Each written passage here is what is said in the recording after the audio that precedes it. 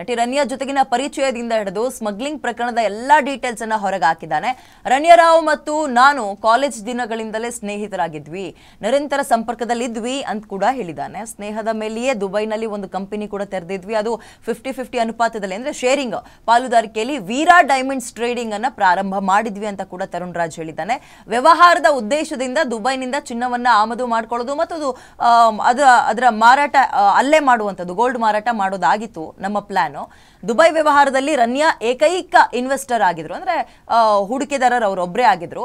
ನಾನು ಅದರಲ್ಲಿ ಕಾರ್ಯನಿರತ ಪಾಲುದಾರನಾಗಿದೆ ಅಂತ ಹೇಳಿದ್ದಾರೆ.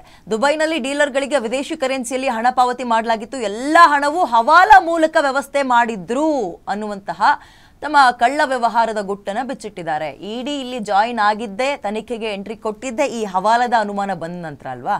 ಇನ್ನು ಏಪ್ರಿಲ್ 2024ರಿಂದ ಜಿನಿವಾ ಅಥವಾ ಬ್ಯಾಂಕಾಕ್ನಿಂದ ಚಿನ್ನವನ್ನ ಖರೀದಿ ಮಾಡಲಾಗಿದೆ. ತನ್ನ ಕಂಪನಿಗಾಗಿ ರನ್ಯಾ ಕೂಡ ಹಣ ಹೂಡಿಕೆ ಮಾಡಿದ್ದಾಳೆ ಅಂತ ತರುಣ್ ವಿಚಾರಣೆ ವೇಳೆ ಹೇಳಿದ್ದಾನೆ. ತನಿಖಾಧಿಕಾರಿಗಳ ಮುಂದೆ ತರುಣ್ ಕೊಟ್ಟಿರುವ ಈ ಹೇಳಿಕೆ ರನ್ಯಾಗೆ ಸಂಕಷ್ಟವನ್ನ ತಂದಿಡಬಹುದು ಅಂತ ಹೇಳಲಾಗ್ತದೆ. ಸಿಬಿಐ ಕೂಡ ಅವ್ರನ್ನ ಏನೇನೋ ಇವತ್ತು ಇಲ್ಲ ನಾಳೆ DRI ತನಿಖೆ ಮುಗ್ದಿದ್ರೆ ಸಿಬಿಐ ಕೂಡ ತನ್ನ ಕಸ್ಟಡಿಗೆ ತೆಗೆದುಕೊಳ್ಳುವಂತಹ ಸಾಧ್ಯತೆ ಇದೆ. ಸೊ ಈಗ ತರುಣ್ ಏನೆಲ್ಲ ಬಾಯ್ಬಿಟ್ಟಿದ್ದಾನೆ ಅಂತ ನೋಡೋದಾದ್ರೆ, ದುಬೈನಲ್ಲಿ ಮಾತ್ರ ಅಲ್ಲ ಬ್ಯಾಂಕಾಕ್ನಲ್ಲೂ ನಮ್ಮ ವ್ಯವಹಾರ ಇತ್ತು. ಹೇಗಪ್ಪ ನಾವಿಬ್ರು ಪಾರ್ಟ್ನರ್ಸ್ ಅಂದ್ರೆ 50-50 ಪಾಲುದಾರಿಕೆಯಲ್ಲಿ ನಾನು ಮತ್ತು ರನ್ಯಾ ವ್ಯವಹಾರವನ್ನ ಮಾಡ್ತಾ ಇದ್ವಿ. ವ್ಯವಹಾರದ ಉದ್ದೇಶದಿಂದ ದುಬೈನಿಂದ ಚಿನ್ನವನ್ನ ಆಮದು ಮಾಡ್ಕೊಳ್ಳೋದು, ಸ್ವಲ್ಪ ಟೈಮ್ ತಗೊಂಡು ಅಗೇನ್ ಅಲ್ಲೇ ವಾಪಸ್ ಅದನ್ನ ಮಾರಾಟ ಮಾಡೋದಾಗಿತ್ತು. ಗೋಲ್ಡ್ ವ್ಯವಹಾರದಲ್ಲಿ ಇನ್ವೆಸ್ಟರ್ ಆಗಿದ್ದು ರನ್ಯಾ, ನಾನು ಇದರಲ್ಲಿ ಕಾರ್ಯನಿರತ ಪಾಲುದಾರನಾಗಿದ್ದೆ. ಅಂದ್ರೆ ಇದು ಶೇರ್ ಬಂದಾಗ ಇಬ್ಬರಿಗೂ 50-50 ಅಂತ.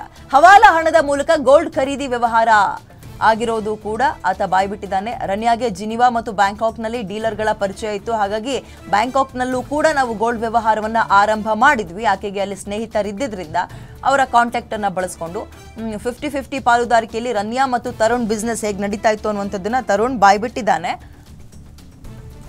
ಎಸ್, ಅದೇ ಈಗ ಎಷ್ಟು ದಿನಗಳಿಂದ ನಿಮ್ಮ ಈ ಗೋಲ್ಡ್ ಸ್ಮಗ್ಲಿಂಗ್ ನಡೀತಾ ಇತ್ತು, ಅದು ದುಬೈಗೆ ಮಾತ್ರ ಸೀಮಿತನಾ ಅಥವಾ ಬೇರೆ ದೇಶಕ್ಕೂ ಸೀಮಿತವಾ ಅಂದಾಗ ಬ್ಯಾಂಕಾಕ್ನ ವಿಚಾರವನ್ನ ತರುಣ್ ಬಾಯ್ಬಿಟ್ಟಿದ್ದಾನೆ. ಇಲ್ಲಿ ತನಿಖೆ ಸಂದರ್ಭದಲ್ಲಿ ನೀವಿಬ್ಬರು ಹೇಗೆ ಪರಿಚಯ ಅಂತ ಮೊದ್ಲಿಗೆ ಕೇಳದೆ, ನಿಮ್ಮಿಬ್ರು ಪರಿಚಯ ಹೇಗೆ ಅಂತ, ನಾವು ಕಾಲೇಜ್ ಡೇಸ್ ಫ್ರೆಂಡ್ ಅಂತ ತರುಣ್ ಹೇಳಿದ್ದಾನೆ. ನಂತರ ಯಾವಾಗ ಶುರು ಮಾಡಿದ್ರಿ ಅಂದ್ರೆ, ಇತ್ತೀಚೆಗೆ 1-1.5 ವರ್ಷಗಳ ಹಿಂದೆ ದುಬೈನಲ್ಲಿ ಒಂದು ಕಂಪನಿ ಸ್ಥಾಪನೆ ಮಾಡ್ತಾರೆ ಅವರು. 50-50 ಶೇರಿಂಗ್, ಈಗ $100 ಬಂದ್ರೆ ನನ್ಗೆ 50, ಈಕೆಗೆ 50 ಅಂತ. ಬಟ್ ಇನ್ವೆಸ್ಟರ್ ಈಕೆ ಒಬ್ಳೆ, ಈತ ಕಾರ್ಯನಿರತ ಪಾಲುದಾರನಾಗಿದ್ದ. ಉಳಿದಿದ್ದೆಲ್ಲ ನೋಡ್ಕೊಳ್ಳೋದು, ಹ್ಯಾಂಡಲ್ ಮಾಡೋದು, ಹೇಗೆ ಏನು ಎತ್ತ ಅದನ್ನ ತರಿಸೋದು ಹೇಗೆ, ಸಾಗಿಸೋದು ಹೇಗೆ, ಇದೆಲ್ಲವೂ ತರುಣ್ ಮಾಡ್ತಾ ಅಂದ್ರೆ ಮಾಸ್ಟರ್ ಪ್ಲಾನ್ ಮಾಡ್ಕೊಂಡಿದ್ದ.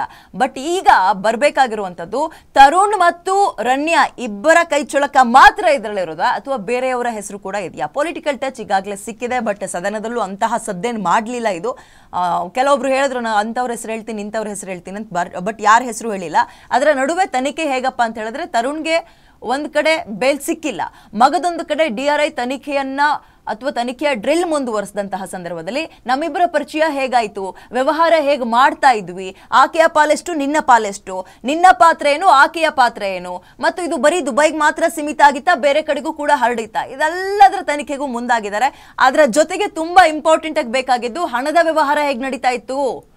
ಈಗ ಚಿನ್ನವನ್ನ ತಗೊಂಡ್ ಬರ್ಬೇಕಾದ್ರೆಲ್ಲ 14 kg 15 kg ಅಂದ್ರೆ ಹುಡುಗಾಟನ, ಕೋಟ್ಯಾಂತರ ರೂಪಾಯಿ ವ್ಯವಹಾರ, ಹಣ ಹೇಗೆ ಹೊಂದಿಸ್ತಾ ಇದ್ರಿ ಅಂದ್ರೆ ಆಗ ವಿದೇಶಿ ಕರೆನ್ಸಿ ವಿನಿಮಯ ಆಗ್ತಾ ಇತ್ತು. ಹವಾಲಾ ಹಣ ಅಲ್ಲಿ ನಾವು ಬಳಕೆ ಮಾಡ್ತಾ ಇದ್ವಿ, ಹವಾಲದ ಮುಖಾಂತರ, ಅಂದ್ರೆ ಬ್ಲ್ಯಾಕ್ ಇದ್ದದನ್ನ ವೈಟ್ ಮಾಡೋದು ಅಂತ ಬಾಯ್ಬಿಟ್ಟಿದ್ದಾನೆ. ಹಾಗಾಗಿ ಇಡಿ ಕೂಡ ಎಂಟ್ರಿ ಆಗಿದೆ, DRI ತನಿಖೆಯನ್ನು ಮುಂದುವರಿಸಿದೆ.